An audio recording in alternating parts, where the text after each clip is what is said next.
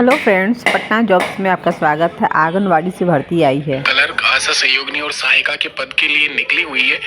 इसके बारे में यहाँ पे डिटेल में बात करूँ तो यहाँ पे आप देख सकते हो जैसे कि पदों की संख्या। यहाँ पे टोटल नंबर ऑफ वैकेंसीज है 46,800। बम्पर वैकेंसी है 2025 में 1,44,000 के आसपास वैकेंसीज फुलफिल होनी थी बजट के द्वारा। जो सेंट्रल वाला बजट निकला था उसमें साफ साफ मेंशन था, ये पिछले साल भी मेंशन किया गया था। तो अभी यहाँ पे 2025 में टोटल नंबर ऑफ वैकेंसीज जो पहुंच गई है 70-80 हजार के आसपास निकाल दी गई है।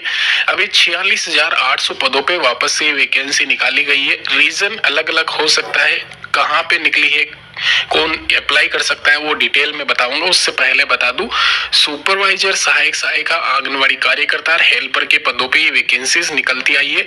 46,800 पद वापस से ये निकाले गए हैं। अभी इन पदों पे अगर आपको आवेदन करना है तो आपके पास में ये सभी डॉक्यूमेंट्स होने चाहिए।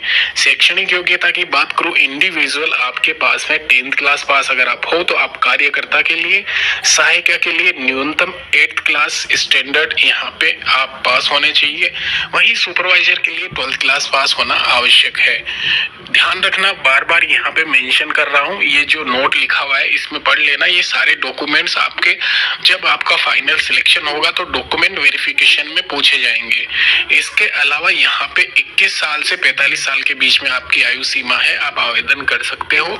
सैलरी की अगर बात की जाए तो वर्तमान में 18,500 रुपए देय है कार्यकर्ता को प्रोबेशन काल में, हेल्पर को 14,500 और 22,000 के करीब यहाँ पे पर्यवेक्षक या फिर सुपरवाइजर कह लीजिए, आंगनवाड़ी सुपरवाइजर पद के लिए ये सैलरी मेंशन की गई है।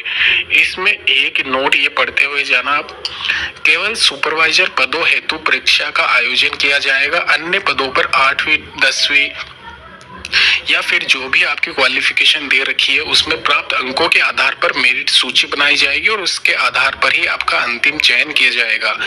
बाकी कोई भी विवादास्पद स्थिति होती है तो बोर्ड का निर्णय सर्वमान्य होगा, ये आपको सबको पता होगा। तो मैं आपको क्लियर ये कहूंगा कि जो एग्जामिनेशन हो रहा है सुपरवाइजर पद के लिए उसकी आप थोड़ी सी तैयारी कर लीजिए। सैलरी अच्छी खासी है, स्टार्टिंग अच्छी हो जाएगी आपके करियर की।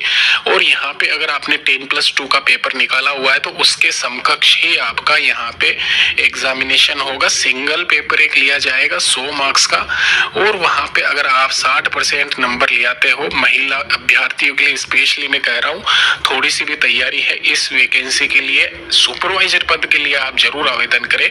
सामान्य ज्ञान, करंट अफेयर 50 क्वेश्चन सबसे ज्यादा मेन यही आपका रोल निभाएगा। रीजनिंग और कंप्यूटर सेक्शन में हर कोई यहाँ पे 50 में से 40-30 नंबर लेके आएगा, ये कंफर्म मान के चलना।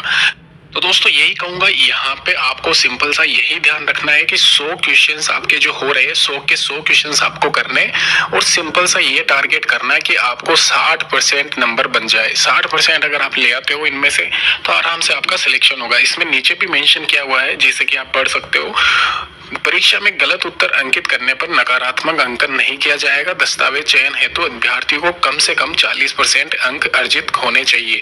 तो यहाँ पे सिंपल सा ये लिखा हुआ है कि 100 में से 40 नंबर अगर आपके बन रहे तो आपका यहाँ पे जो भी है ये आंसर शीट होगा वो चेक किया जाएगा, वरना आप वैसे ही डिस्क्वालीफाई हो जाओगे।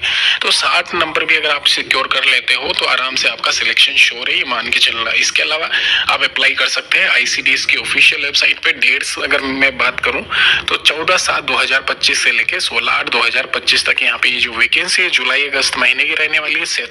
सितंबर में यहाँ पे इसके टेंटेटिव एग्जामिनेशन है जो कि खाली सुपरवाइजर पद के लिए होगा। बाकी रिमेनिंग वैकेंसीज के लिए आपको यहाँ पे सितंबर माह में स्टार्टिंग में ही पता